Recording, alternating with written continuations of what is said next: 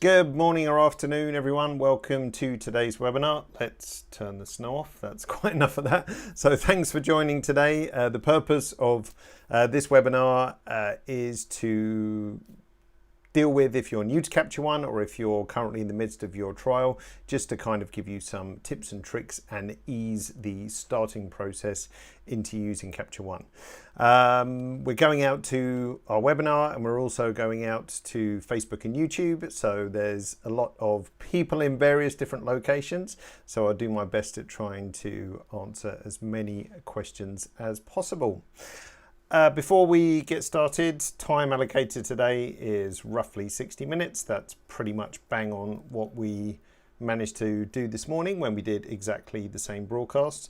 For those of you in the webinar room, feel free to pop your questions in the Q&A tab.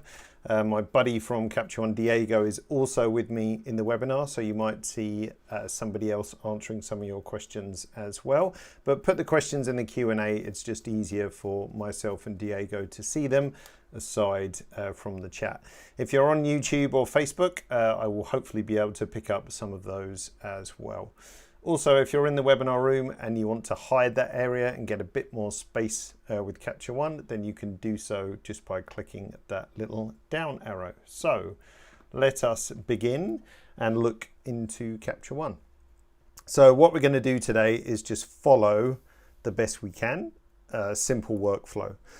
So we get some photos into Capture One, talk about the import process, do some basic edits, explain what some of the basic adjustment tools do, edit 2 or 3 photos to give you an idea of how all of that combines together.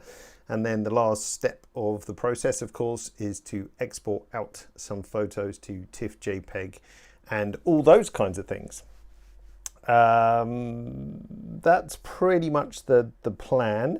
Obviously, this is an introductory session, so we won't go into massive detail about every single aspect. The point of this is just to kind of give you a bit of a head start and find the whole startup process easier. So without further ado, and to stop me waffling on anymore, let's immediately jump into that. So what I'm going to do before anything else is we're going to close this catalog down and we're going to make a new catalog as if you were doing it yourself, get some photos into it, and then talk about the interface, because it's kind of hard to chat about the interface when there's nothing in it.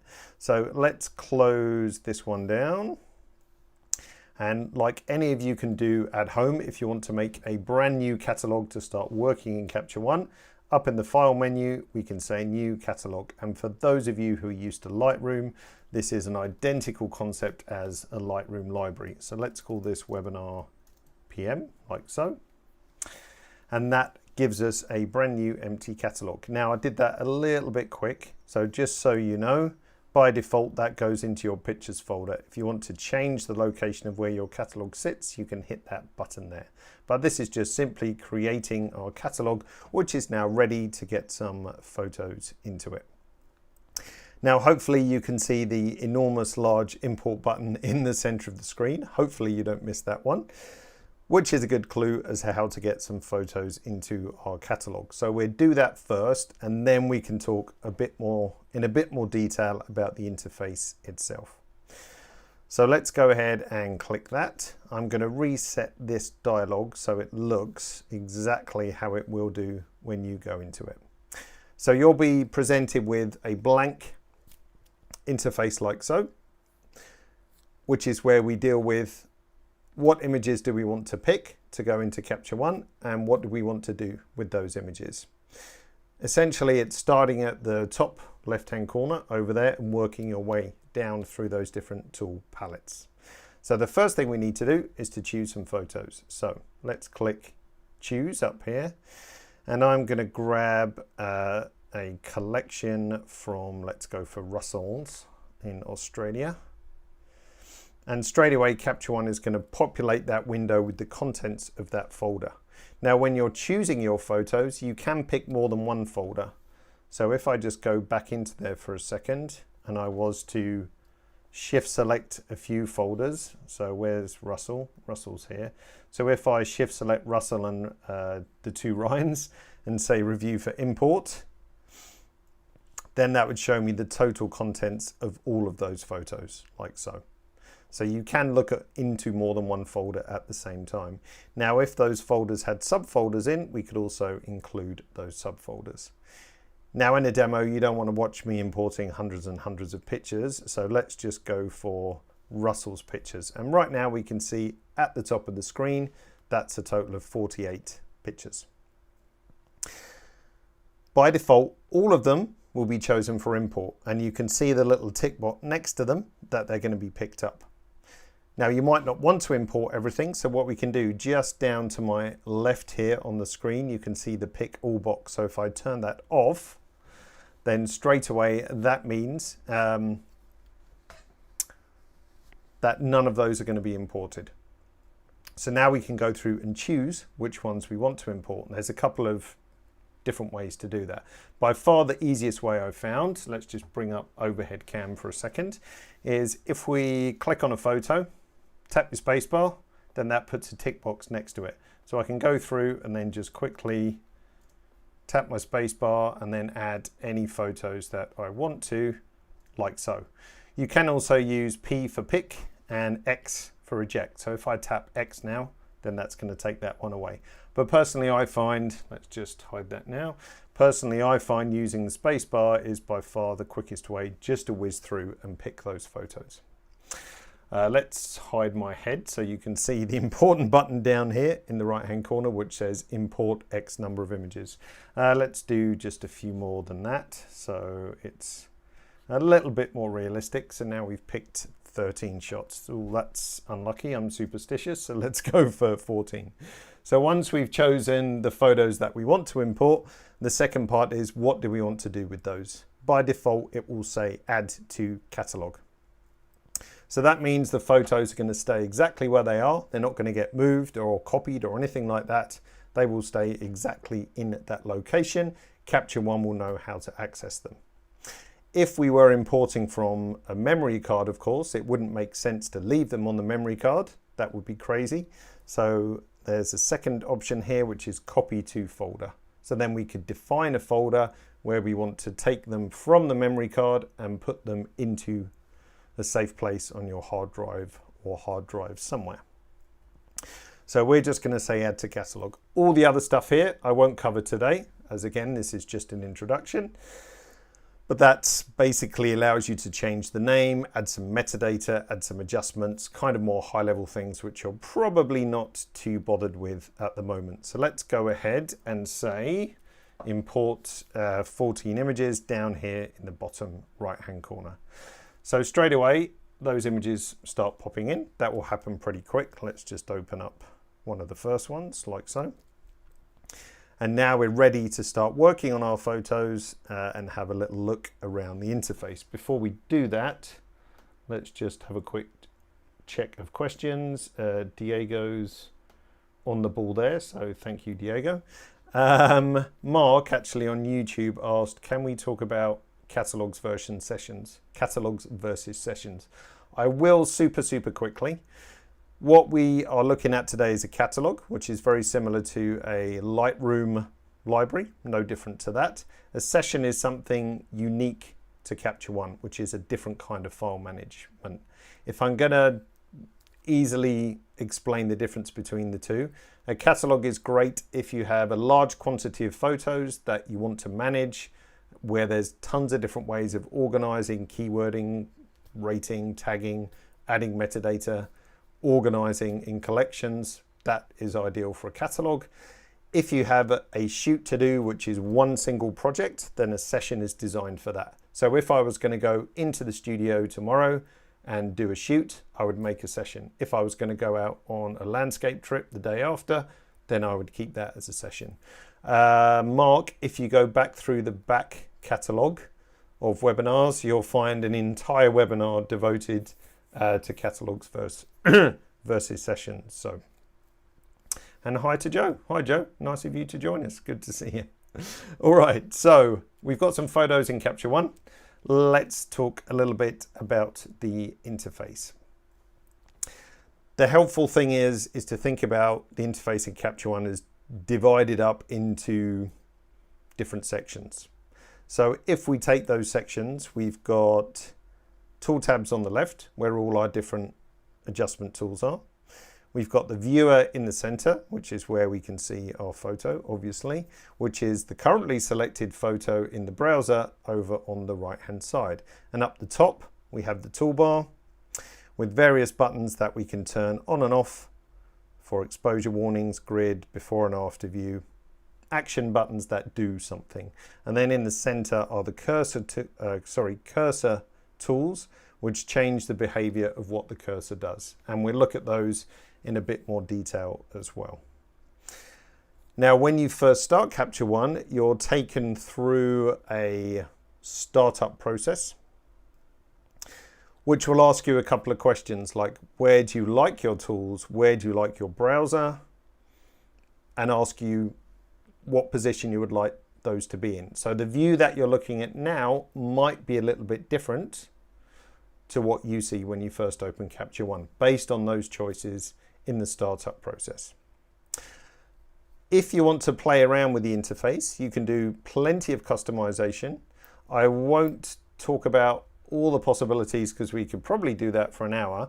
But if you look in the view menu, notice that those sections that I spoke about, the toolbar, the viewer, browser, tools, are listed here. Each one can be hidden or shown with the shortcut key next to it, and each one has a customize option underneath. So let's say you prefer to have your tools on the right hand side. So I can go in and say place right, and then those are going to shift. Perhaps you prefer to have your browser along the bottom.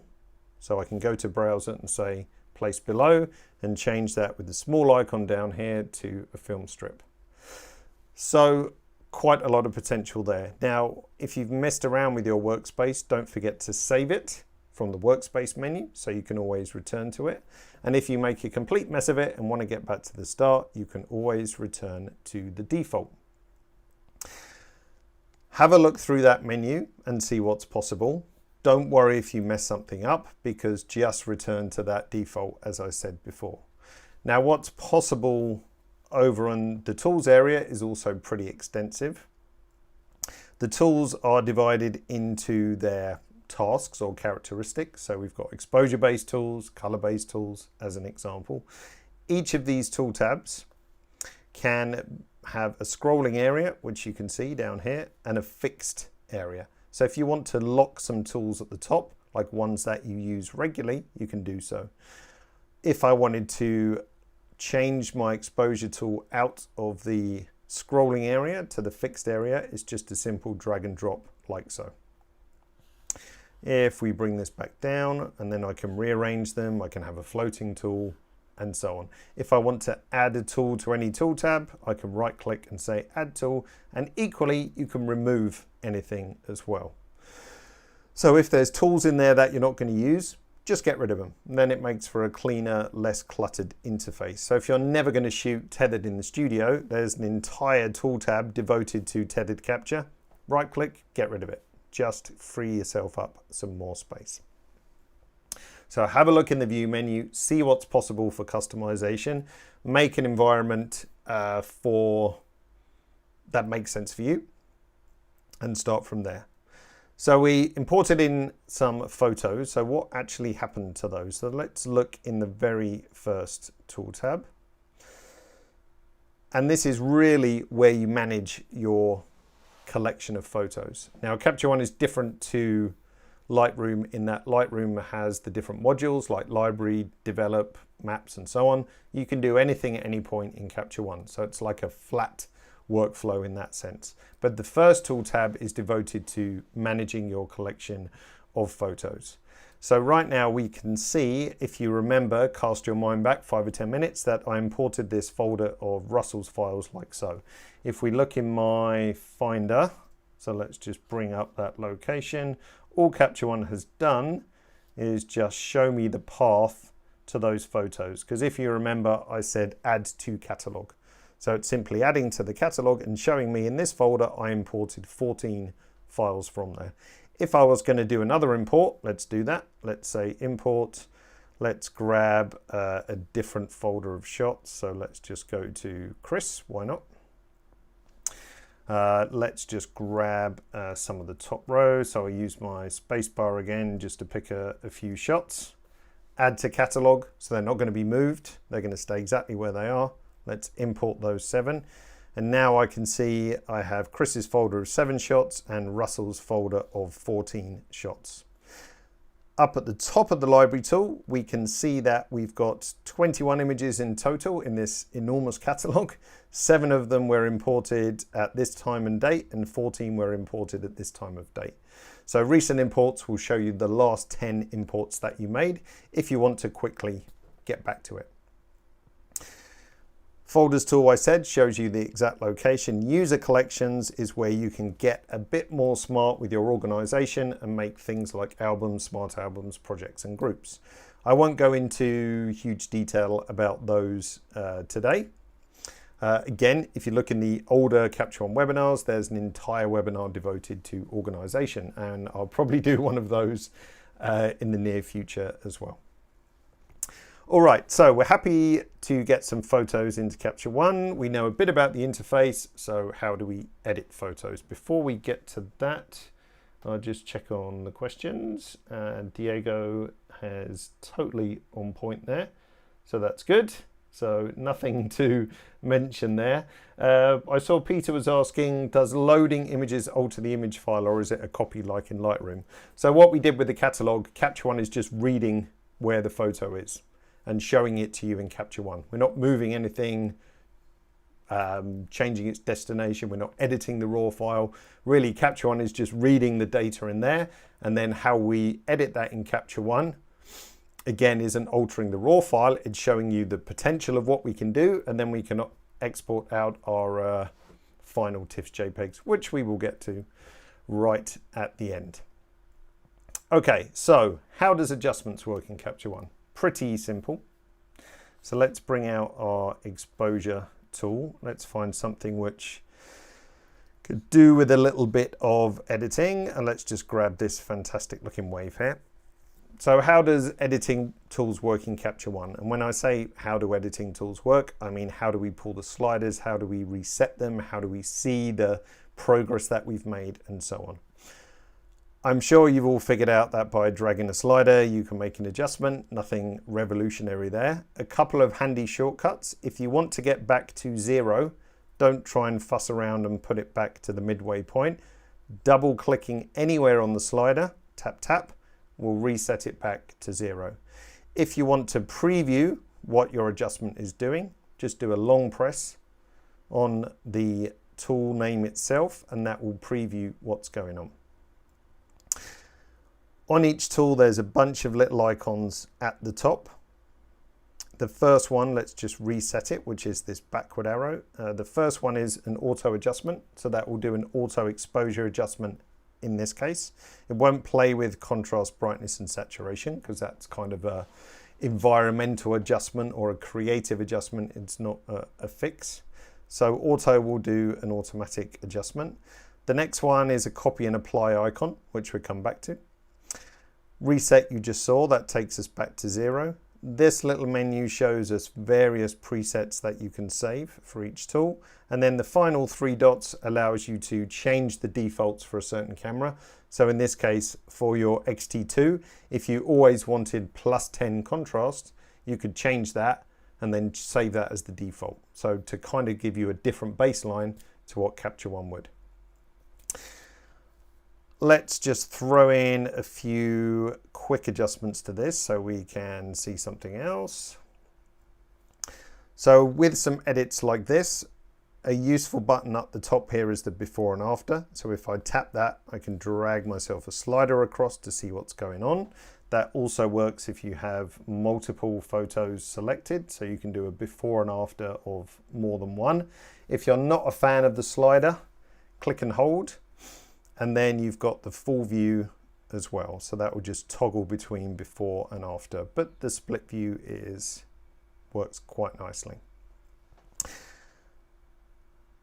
What we do is we just mention 1 or 2 of the cursor tools, and then we'll edit 2 or 3 photos so you can see exactly what's going on.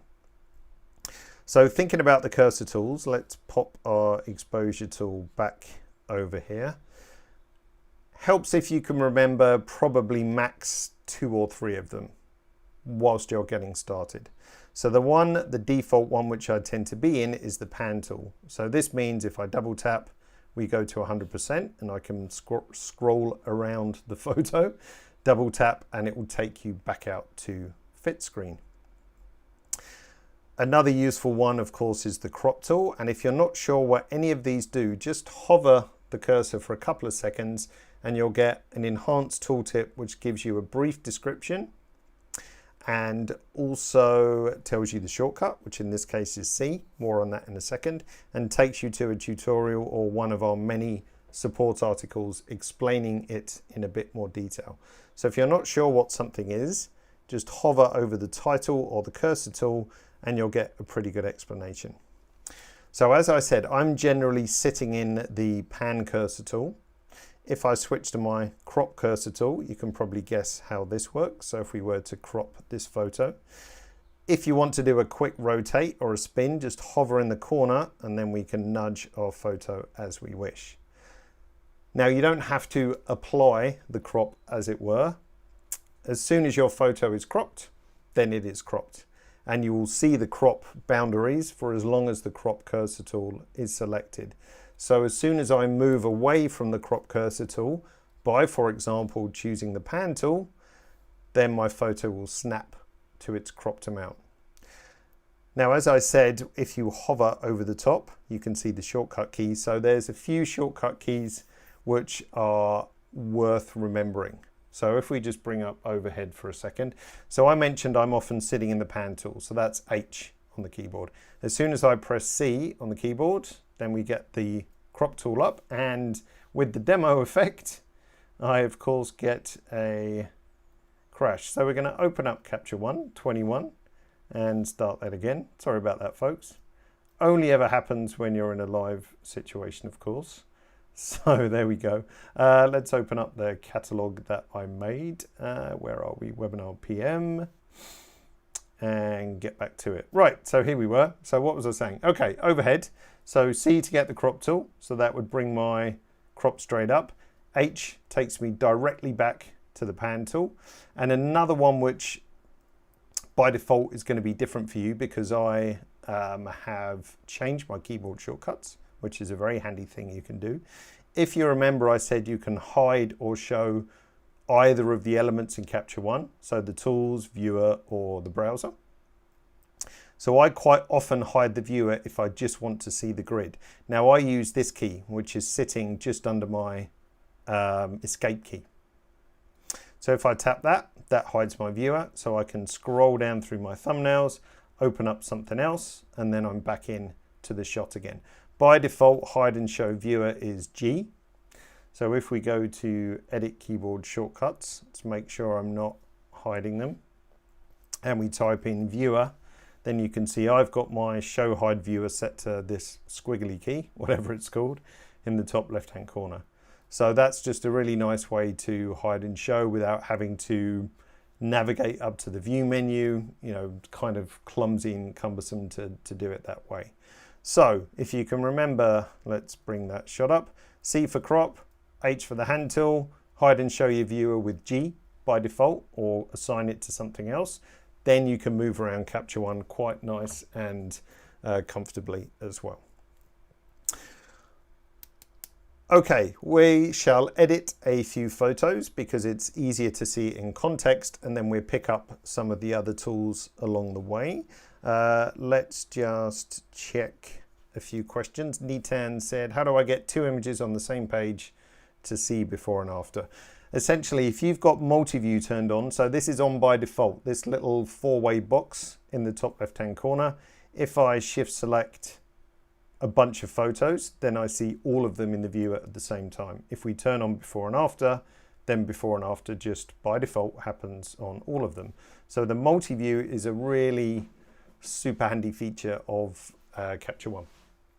Again, Q&A, I think Diego is well on the case there, so thanks for answering those, Diego.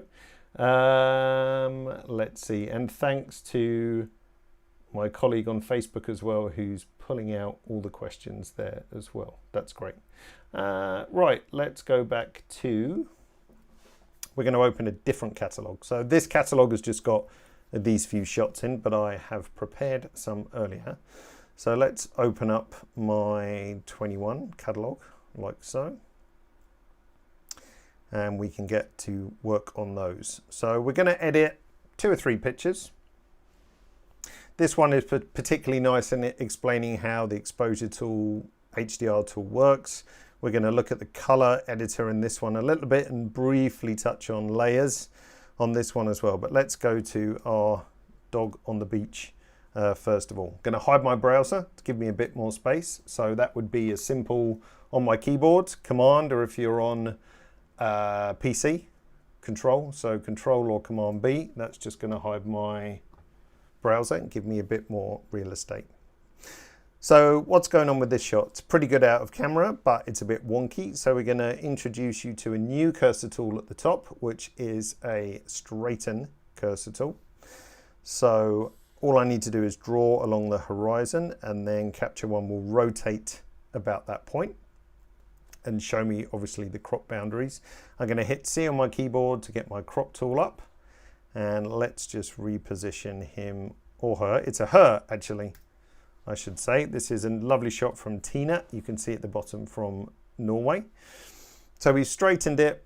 Exposure's pretty good. Everything's almost right about this shot. We just need to kind of balance out the light a little bit as well.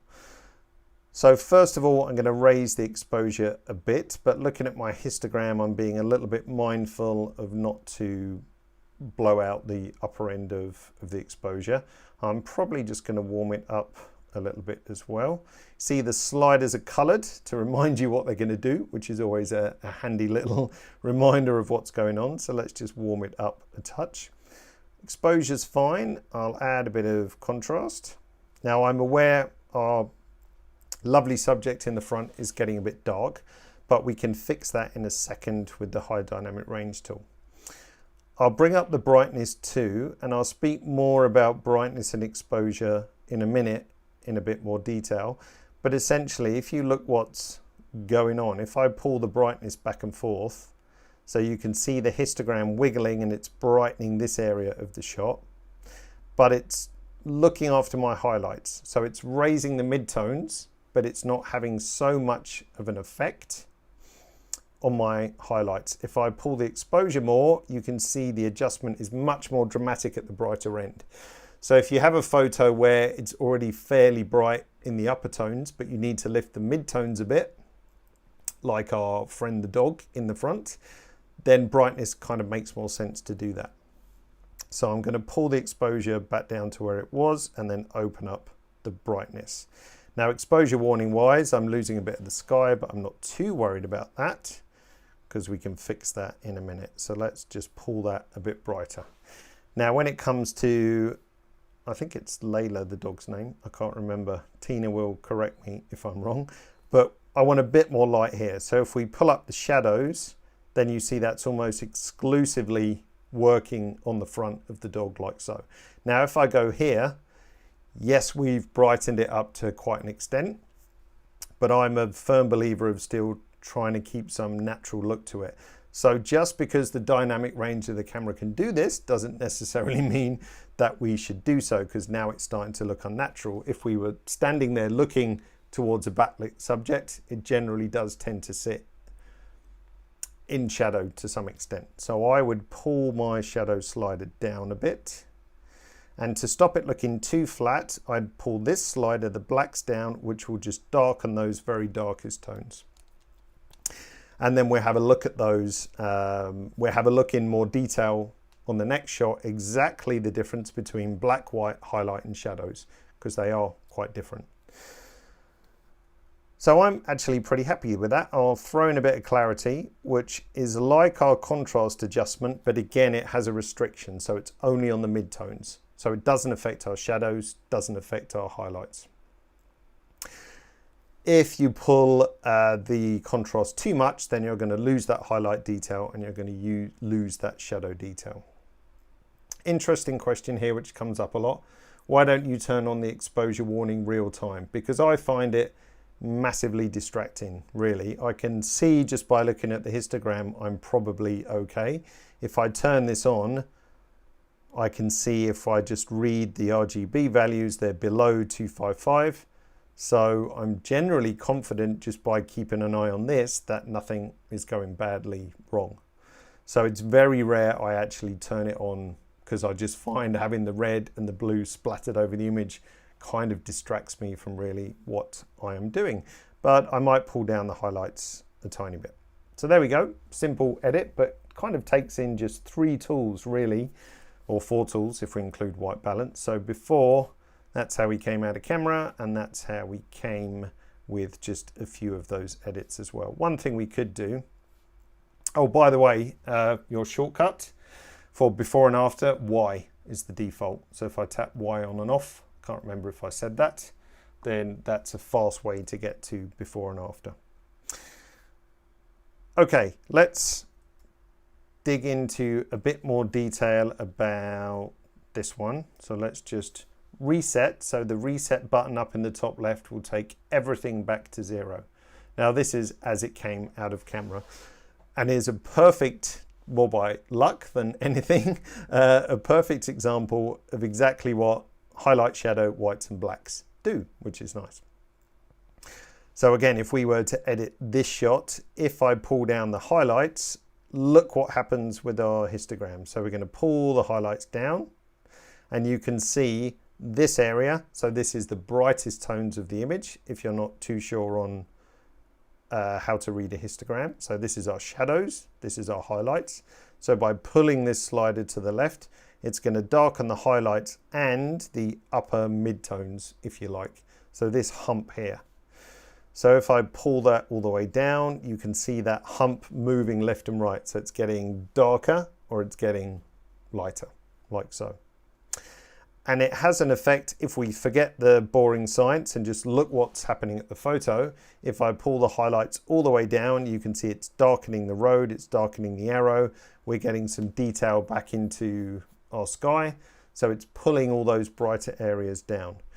Now, what about the whites as an example? So now watch the histogram, boring science bit again. If we pull the whites down, you see it just flattened off that peak there. But this guy, this hump, didn't really move as much. So if we bring the whites back to center and pull that down, or just wiggle it left and right, this is relatively stable compared to pulling the highlights. So the highlight has a much broader effect on our tonal range. What does this mean on the photo? So if we pull the whites down, you can pretty much see it's darkened the sky, it's darkened the brighter bit of the road here, less of an effect here. It's kind of much more targeted. So if I wanted to edit this, I wouldn't necessarily pull the highlights down because it's darkened the road a bit too much. I quite like the fact that the road is bright, but I might just pull the whites down a bit just to kill that slightly, and a tiny bit of highlight adjustment too. So it gives you really good control on the endpoints of your tonal range. Same kind of principle for shadows and highlights. So if I open up the shadows, again, watch what happens on this bit on the histogram. If we pull the shadows open, then that whole hump moves its way towards the midtones, like so. There we go. If we pull open the blacks, see it's just flattening or just tweaking that kind of upper end or lower end, sorry, of the histogram there. What does that mean on the photo? So if I open up the shadows, it's brightening him, it's brightening the buildings in the background, as you can see. As usual, lots of dynamic range in the camera to play with. If I pull up the blacks, then it's really just his backpack and the darker areas of the building. So how would we edit this? Just if we wanted to see a bit more detail in, I would pull up the shadows relatively strongly around here. But there's no reason why these two sliders have to go in the same direction. So they don't both have to go up, they don't both have to go down. So quite often if you've lifted your shadows, then you might find the photo's looking a little bit flat. So if we pull the blacks down, that will counteract that. So even though I've lifted the shadows, I've darkened those tones back down. And if we stick on our before and after, you can see, so that's how it came out of camera, and with the adjustments we made, that's what we can get. Now we could argue that's too much or whatever, but it's just a really good example of how critical those two adjustments can be. So do spend a bit of time playing around with the high dynamic range tool. In reality, I'd probably bring that down a bit, bring that closer to something a bit more like that. Because again, if I took that shot, I'm staring at a bright road, naturally he's going to be silhouetted anyway. So I don't really want to, even though I can, even though the camera has all that dynamic range, I don't necessarily need to exercise that. Frank says, do I ever set up your tablet for using shortcuts? Not especially. I'm so used to navigating with what I need to from the shortcut keys, because the way I tend to operate Capture One is one hand here, like that. So I can move over the whole space of the keyboard relatively quickly. Ergonomically, I don't find it as comfortable to have left hand here, because my shoulders, this shoulder is kind of then almost pushing back. So I actually prefer that position to be more comfortable. So, all right, let's edit another shot to find out about some other tools. Let's go to our dude in the back of a car. We're on 0 because the reset button is blanked out, so this is as it came out of camera. Oh, before I do that, let's just check for questions. I think we are good.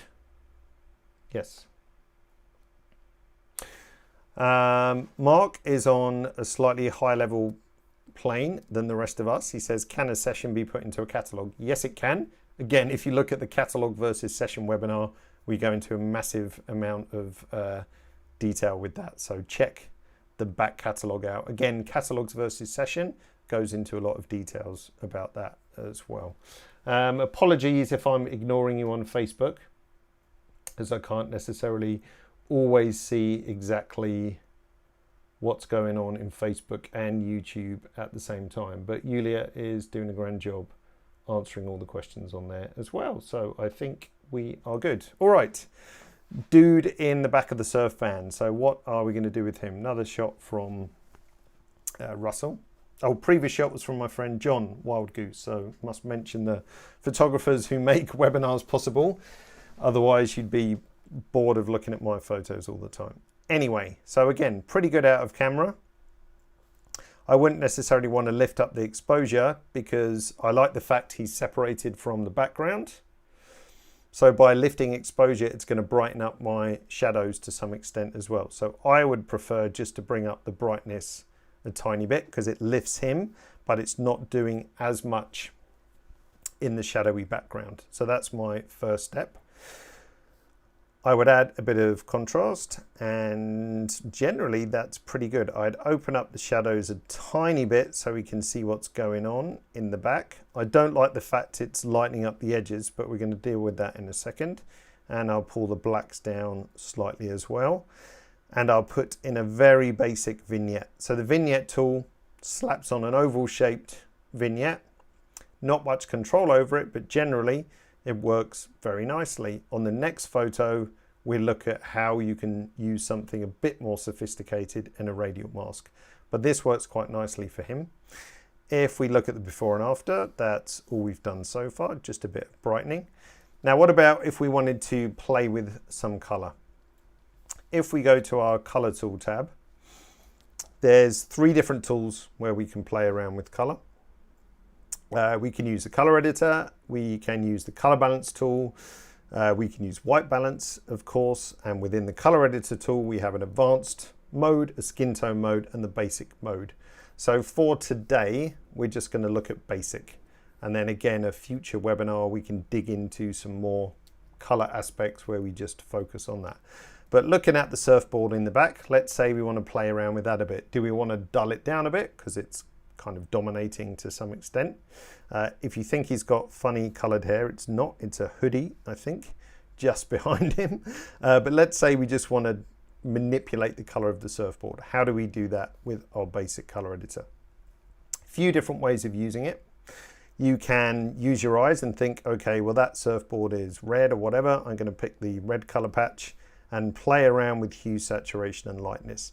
The sliders change color, so you know what their effect is going to be. So if I pull lightness down, it's going to darken down anything of that color patch in the photo. Of course, it's picking up a bit of his skin tone as well. So that's the basic way of using it. If you're not sure which color patch to pick, then you can grab the picker and say, I want to edit this color, click once. So let's just pick a different color patch, click once, and Capture One will say, okay, this is the nearest color patch. Fairly logical. So now if I just wanted to desaturate that a bit and darken it down, then I could do so quite nicely. The more sophisticated way of doing it is to use the direct color editor. So if I just reset this once more, if we just bring up overhead cam a second, so you can just see my color picker just below where my tablet is. So if I click and hold, now this would be the same as with a mouse. I think my mouse is turned off, but if you were to use a mouse, I'd just be clicking and holding. Okay, so long press if you want to think of it like that. Same applies here with the tablet. So if I long press on the surfboard, keep your eyes peeled on the cursor. Momentarily, it's going to show me a four-way cursor. There it is. Now it's gone. So this essentially means I can move left and right, up and down to then manipulate those sliders. Now, if you look over at the color balance tool, color editor tool, way over on the left, you can see that it's picked two color patches. Because editing in this way, I'm still holding, by the way, editing in this way means Capture One can pick up 2 or 3 color patches at the same time. So now if I drag my cursor to the left, then I'm changing the hue and you can see the surfboard goes more magenta. If I drag to the right, then it's heading towards the more orangey tones like so. So now if I go up and down with my cursor, then I can put the saturation up, or I can take the saturation down. So I'm going to go somewhere around there. To get the third axis up, which is lightness, we need to use a modifier key. So if I hold down Option on my keyboard, now I can just play with the lightness. So I can bring the tone down to something like that. So that's kind of a faster way to whip in and out of using the basic color editor. So you can either pick a patch and edit, you can use the picker to show you which patch you should have, or you can use the direct color editor as you saw by long pressing on the color you wish to edit. So now if I wanted to do his blue sweater, I could long press on that, or cyany or turquoise, and then we could, let's see, just boost the saturation of that a little bit like so. So it's a really nice way to just move around the photo, editing colors. All right, let's get rid of that. There is more to the color editor. As I said, we have an advanced mode, which is fantastic for ultimate control, but I won't mention that today. There's also a skin tone tab, which can pull in non-uniform skin tones. I'm a good example of that. So if you have, dark circles under your eyes or sunburn or something or whatever, then of course you can pull all those tones together to a picked one. David, good question. Can you mask the surfboard so the color doesn't change on his face, which has similar colors? Yep, slightly bit advanced for today, but seeing as you asked so nicely, what I would do is I would grab a brush over here, right click, this shows me the various parameters of my brush. So if I just did a quick and dirty mask, press M to see the mask. So if I just did a mask like that, doesn't have to be super accurate because we're going to pick within that mask. So M to turn my mask off. You can see by brushing it's made adjustment layer number 1. Same as before, grab the picker, click on the surfboard. Now I can just play around. I'm just going to do massive adjustments so you can see the difference, and then this way it's not messing up his skin tones. Option click, as you correctly asked. So good question, David. So layers is a massive thing in Capture One. Again, we could talk for an hour on layers, but essentially what you saw there is just a way to limit a certain adjustment to a certain area of the photo. That could be a color adjustment. We could use it for dodging and burning. We could apply sharpening locally. It's a different concept to Lightroom, because Lightroom deals more with an adjustment brush, whereas Capture One is closer, but not the same as Photoshop, in the fact that we can have different layers which have different adjustments, and each layer can have a different opacity. So I can dial in and out exactly how much of an edit I want. I believe this is a more sophisticated, better way of dealing with local adjustments than just an adjustment brush, for many, many reasons. Okay, Mark says, oh, I have to look at that skin toning tool. Yes, there's plenty of tutorials. So if you go to the color editor, if we hover on the color editor, let's try that again, then you can watch the tutorial, and there's a couple of tutorials which just deal with editing skin tones as well. It's dead simple to use, best if it works, best if you use it on a layer, because no matter how you try and define skin tone, you tend to often pick up the lips or eyes or whatever, which you don't want to be affected. So a quick and dirty mask works quite nicely. Okay, I think that was the questions. Yeah, I think we're pretty good. Just checking Facebook. We're okay, good. All right, so going to our last photo. How are we doing for time? 10 minutes, eek. Should be pretty easy. Let's go to our gnarly surf dude, like so.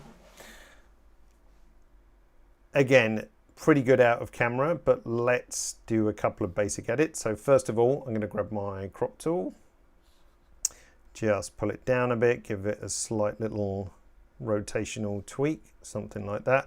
And the purpose of this shot is just to pick up, although David Miller beat us to it, just to touch on layers briefly, but we can look at this one still. So again, simple crop first of all.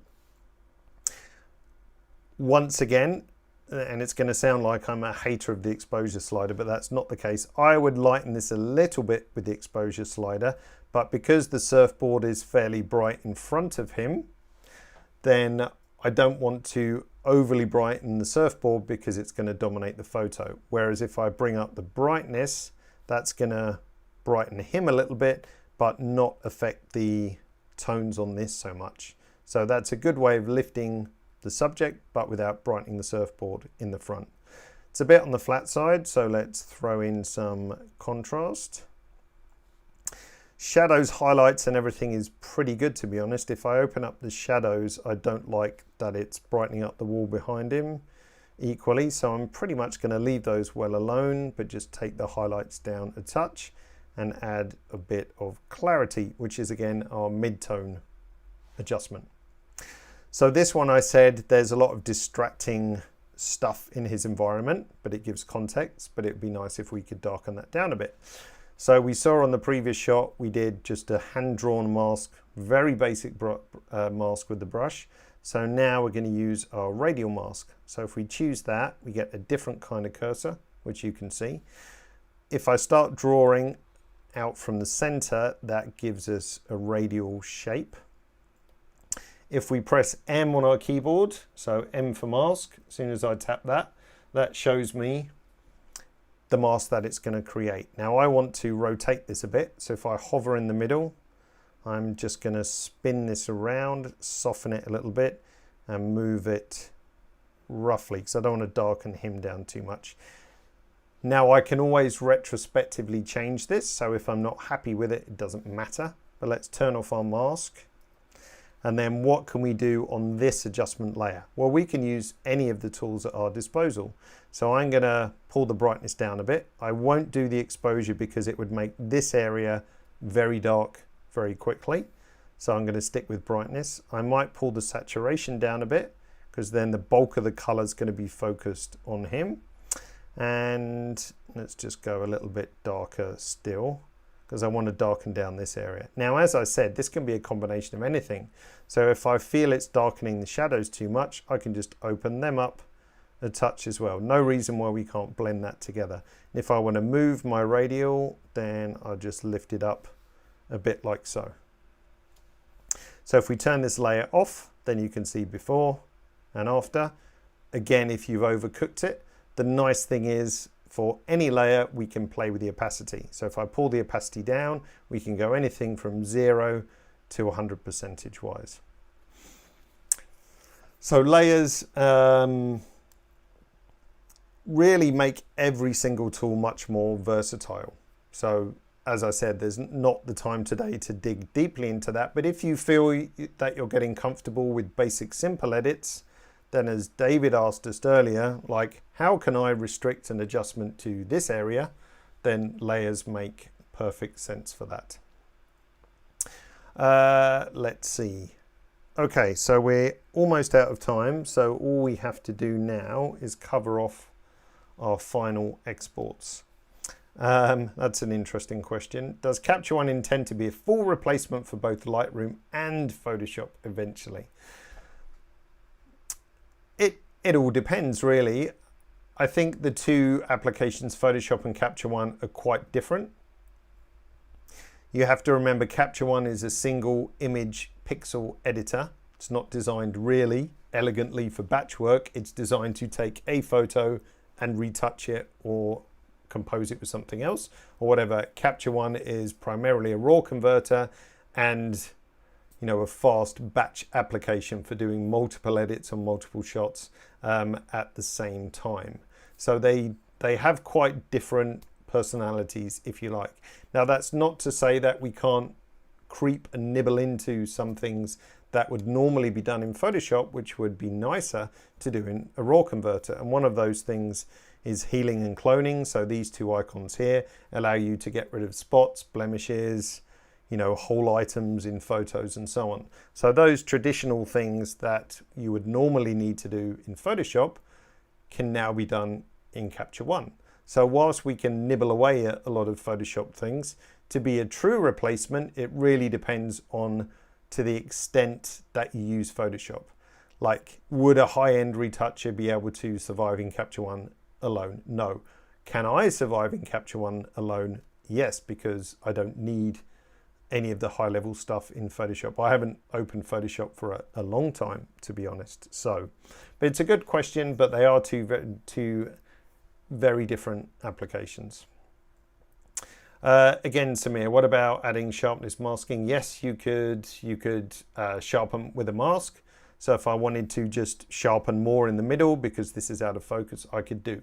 Sky's the limit. So anything in a layer, so any tool can work on a layer. So selective noise reduction, selective sharpening, selective color edits, you name it, you can do it, or a combination of all those as well. All right, let's go for exposure. Sorry, exposure, exporting. Exposure, exporting, nearly the same. So what did we edit today? So we've got Surf Dude 1, Surf Dude 2, Silhouette, and Happy Dog. So 4 photos that we might like to export. There's 2 ways you can export to your final formats in Capture One. There's the quick and dirty way, which is this one up here, export. Very simple to follow. Essentially, you choose your location, you choose the kind of file you want, JPEG, TIFF, and so on. Decide if you want to do any renaming, and then hit export. And then you have your final photos.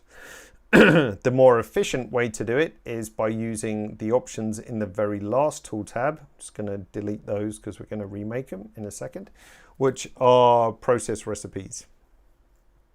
So process recipes allow you to define different export parameters to go to your TIFF, JPEG, and so on, and we can export simultaneously as well. So if you want to have your JPEGs and your TIFFs at the same time, or PNGs, or 10 different other formats, then you can do so.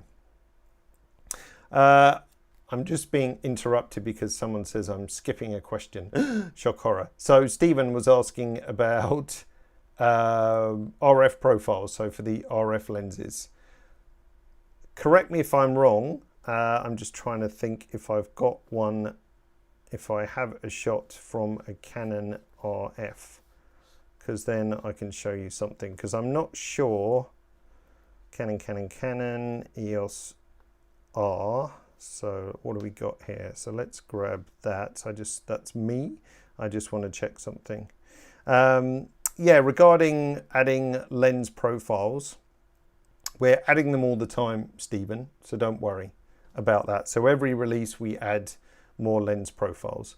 So if you don't find your particular lens profile now, don't panic, because we are adding more and more lens profiles. For some manufacturers, and it's unfortunate Canon don't do this, for some manufacturers, they put enough data in the raw file, which means we can use something called the manufacturer profile, which Canon doesn't do, unfortunately. So Sony, Nikon, Fuji, as an example, all do this. Unfortunately, Canon haven't cottoned on to that yet, because then we have immediate support, because we can always read the manufacturer profile of a lens. But unfortunately, Canon is yet to do that. It would be nice if they did, because then it makes immediate lens support without anybody having to profile it.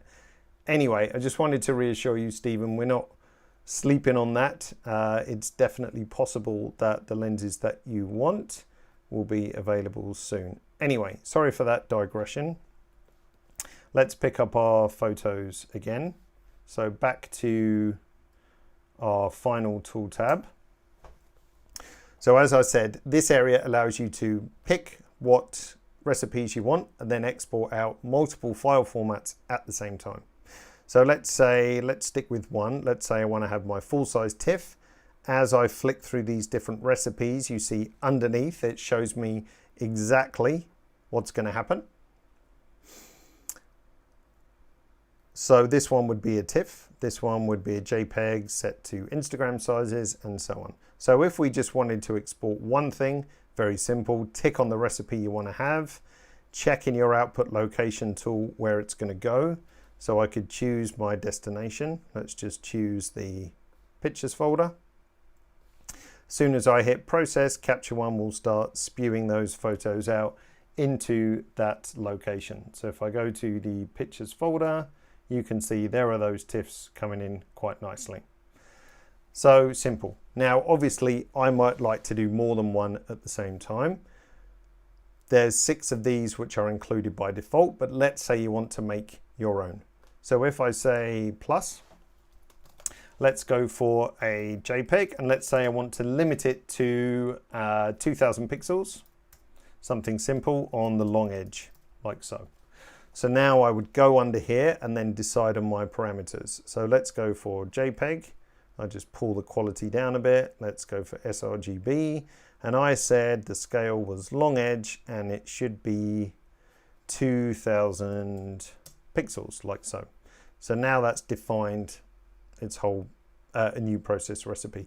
There's a whole bunch of other stuff you can add in there. Somebody, sorry, I forget your name, was asking about watermarks, but you can also add a watermark to your shot in the form of the process recipe. So now if I was to hit process, it would give me my JPEGs and my TIFFs at the same time, all arriving at the pictures folder. But then they're going to be in a bit of a mess. So it would help in some way to organize those automatically. So if I click on this guy here, this shows me various tokens that I can add to create an export destination. Now there's a whole myriad of tokens here which most of you are never going to use, but somebody somewhere has a use for some of them. So I'm going to grab recipe name. So I'm essentially asking Capture One to make me a folder based on the recipe name of the shot. So if I say OK, now my destination is the pictures folder and a folder of the recipe name. So if I hit, let's just check I deleted everything. So pictures folder is empty. So if I say process and go back to the pictures folder, we've got a folder for JPEG 2000 and then for all my TIFFs like so. So it's nicely organizing them up. Now that's 1.5% of what's possible with process recipes. You can string together a whole load of tokens. You can send them to a global destination like the one I just showed you. You can make process recipes that go to individual locations. It's very, very powerful. So just to kind of touch on the potential, it's a really super handy feature of Capture One. All right, to finish up, I hope that those basics have been useful. To continue with your learning, you'll find in the top right-hand corner a Learn button. If you click on that, that takes you through some of the good getting started tutorials. If you click on More Online, that will take you to our Learning Hub, which has a whole myriad of blog articles, webinars, tutorials, etc., which you can go back through and watch or read at your leisure. That's not forgetting the enhanced tooltips, which you can see when you hover over various aspects of the interface. If you're more experienced and those tooltips start to bother you, or if you're recording content, they can be very annoying. Take that as from my experience. You can turn them off. So in Capture One preferences, you can get rid of those, which is just an on-off button, and then they won't show up anymore. So just keep that in mind as well. So use the Learn button, use the tooltips. That will help you get around Capture One much, much faster. Okay, last few questions. Where should we look first? Let's look. Got 4 screens to look at, would you believe? So let's see. Diego is blasting through those on the webinar. So thank you, Diego. So that looks all under control, which is great. Good question from Julia there, actually, which I'm going to pip Diego to the post. Do export recipes include graphic text watermark options? Yes, as you saw. So if we look in the watermark tab, we can add text or an image. So if you want to drop your logo on there, you can. If you want to just have simple text, you can do so as well. So lots of different options there as well. Looking at the questions on YouTube, let's see. Just checking for questions. I think we're pretty up to date there. Sorry if I didn't get to your particular questions. Mark says, surprisingly, one of the best Sony lenses does not have a profile, the 90mm. It does, it has the manufacturer profile, and there's actually very little to correct in the 90mm. Practically no distortion, very little light fall off. It is ridiculously sharp. So really, there's not a huge amount you can do to better that lens. Plus, it's got the manufacturer profile built in, Mark. So I've shot with that a lot, and it is a pretty fantastic lens. So don't feel bad. It really doesn't need it. So, and I think, just checking Facebook, that's pretty much it. So I hope you enjoyed today's little introduction. If you are new to it, just take it slow. You don't have to learn every single tool straight out of the box. Just use the 2 or 3 tools that we looked at today. So that was the exposure tool, high dynamic range, basic color editor, clarity. You can do a whole bunch of great stuff with your images just using those, really. So don't swim before you can paddle. Just stick with the basics and you're going to have a great time for sure. Okay, thanks for joining today. We're back on Tuesday, I think, with just a little quick editing session on YouTube. That will be on the 22nd. So look out for that on YouTube in the coming days. I'll get that up there so you can subscribe. Oh, got to press the don't forget to subscribe button. And that way, if you subscribe to the YouTube channel, then you're going to be notified when something new is added, when we go live, and so on and so forth. So please do that on YouTube. And then probably we'll be back in the new year with more full-on webinars and so on. But I appreciate that we are now coming up to Christmas. So thanks everyone. Let's have some Christmassy snow back on and see you all again in the near future, hopefully next week. Take care. Bye now.